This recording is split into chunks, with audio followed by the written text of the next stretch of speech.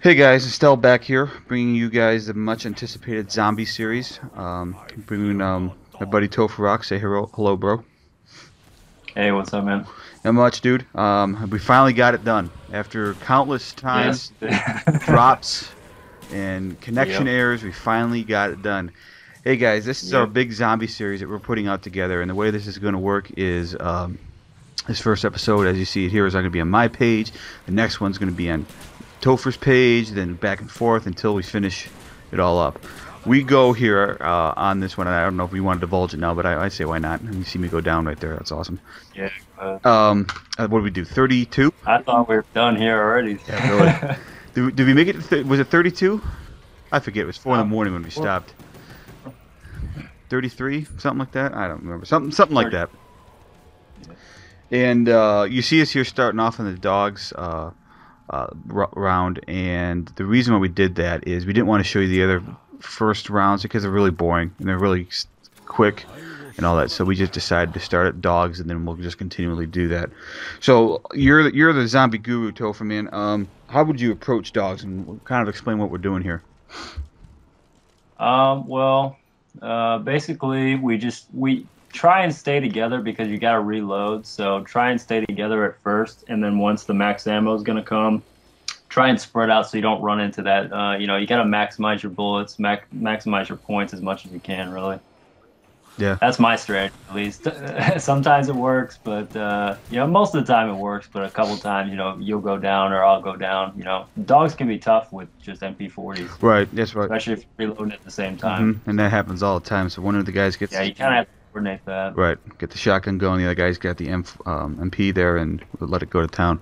Yeah, that works pretty well for Right. me. Yeah. You notice once again, I go down, and we started out real bad on this one. Hey, I was. It got off to a rough start, It but did. We did definitely pull it off in the end here. Kind of go over, man, what your ideas and gun choices, and when not to upgrade things. Because it's not all about the powerfulness of the weapon. It's more about saving yeah. rounds or something, right? Yeah, and like I said, it's maximizing your bullets. I mean, don't upgrade a gun if you have full ammo. I mean, that just doesn't make any sense. Maximize it, use all of it. Once you hit zero, that's when to upgrade. Hmm.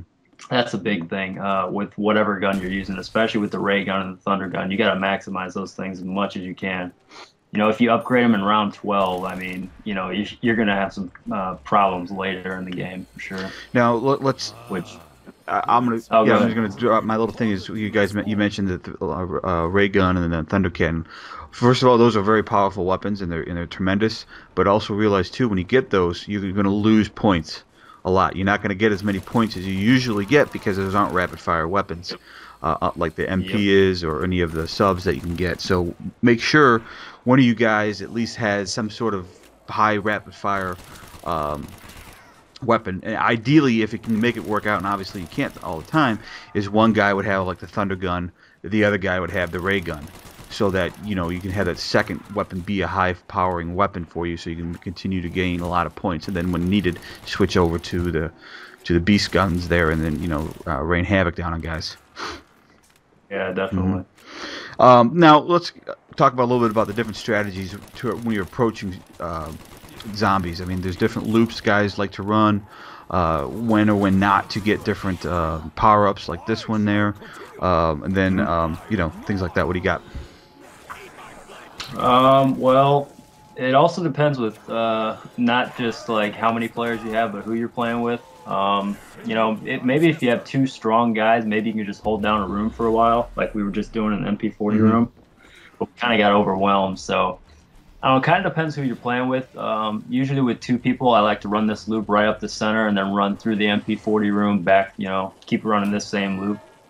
And you'll see our loop. We run a different one later in the game. I don't like to do the alley loop, as I like to call it, till later in the rounds. We'll probably talk about that whenever we get to the later Hmm. rounds.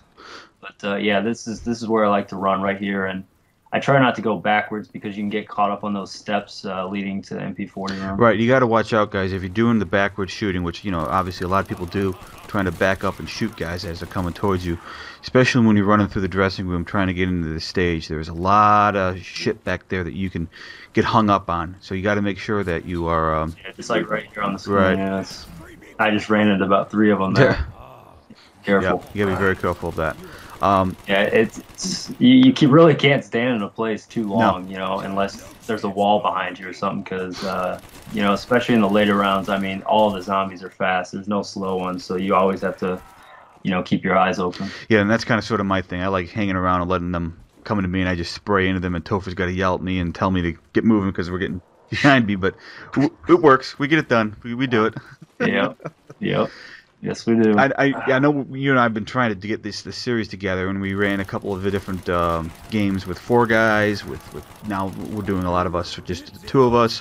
What is your take on 2 guys versus 4 guys in a group?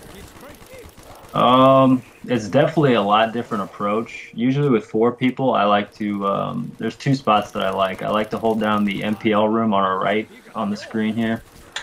That's a really good spot because there's just 2 windows, and then you can have 2 guys on the hallways. But you have to have good guns. You can't hold that down with MPLs or MP40s or something like that. So that's my main room. And then also outside the MPL room in that alley, there's just that 1 window, and then 3 guys can watch the alley. Yeah, that alley is pretty sick. With 4 players, yeah, that's my approach: is try to hold down a room because it's really hard to run around with 4 people. It's hard to keep track of everybody, and try not to get stuck on like these stairs that I'm going down here.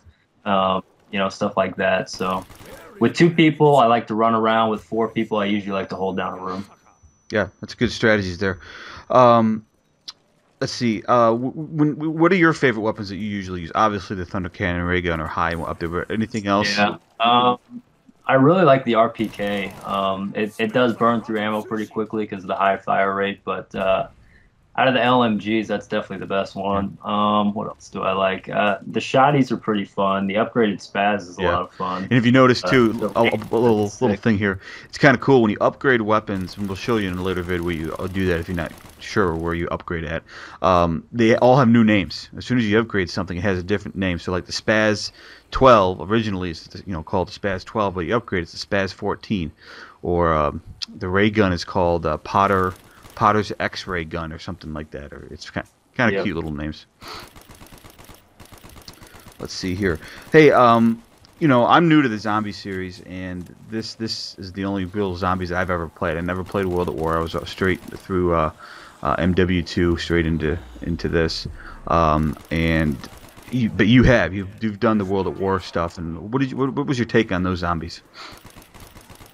I really liked them. I mean, World at War, the multiplayer wasn't, quite as fun as Call of Duty 4. So once zombies, became, such a big hit, that was all I was playing, man. And, it was cool because there was 4 different maps. You didn't have to keep playing the same map like we've been doing now. So that was cool too when all the map packs came out and they started adding all these guns, all these cool guns like the Thunder Cannon and stuff like that. So that's a crossover? They're a little bit different.